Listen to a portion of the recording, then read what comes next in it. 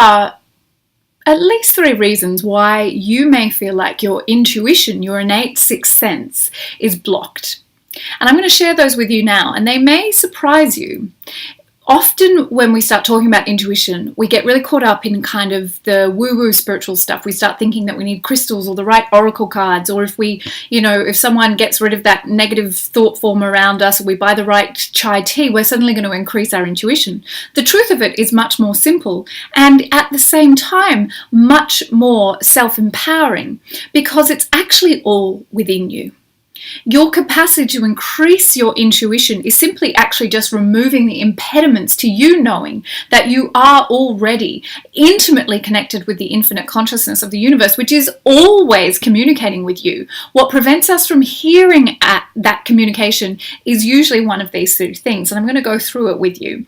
These things are not necessarily as easy as thinking, well, it's just about having the right crystal, but they will change your life. And that is the whole point of leading this revolution in excellence in the intuitive sciences. The Institute's role is not to give you more New Age trinkets and superstitions, but to invite you to meet your spiritual power. It is required now, if you want to increase your intuition, to take these steps. So the first reason that you may not be able to access your intuition in the way that you'd like to, despite your willingness and your commitment, is that you're actually afraid of change. Okay, number 1, you're afraid of change. So what does that actually mean, and how does it relate to intuition? Everything in the infinite is vibrating particles of matter. This is the law of vibration. Everything is in motion. That means everything is constantly changing. We as human beings tend to be very geared towards the idea of safety, of success being nothing changes, that there is this sense of control that we believe we have if nothing changes around us. Our partner will never leave us, our children will never get sick, nothing will go awry or change. So when we ask for our intuition to increase, we're tapping into that ever-changing consciousness of the infinite, and we're receiving information about change because that is the only constant that there is, and we're terrified. So we pretend that we can't hear what our intuition is saying to us. We would prefer to sacrifice our own happiness than to give up a bad relationship. Who am I if I don't have that person in my life? Who am I? I can't be alone. So the next step, the next reason that you may not be able to hear your intuition is because you don't have enough self-esteem. Now, Caroline May says that is what she says to everyone when they ask her, how do I increase my intuition? And she disappoints people because the idea of increasing self-esteem as a way to increase intuition doesn't seem sexy or exciting, but it's absolutely the truth.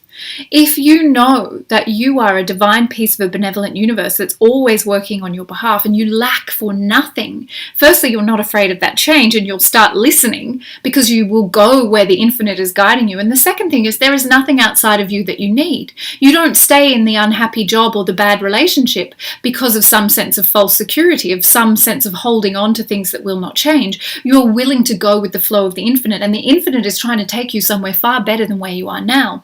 But if you reject that on the basis that I am not good enough, I am not godly enough, I am not a divine piece of the infinite, who am I to hear the voice of God or the voice of source or whatever word you use to describe that infinite consciousness?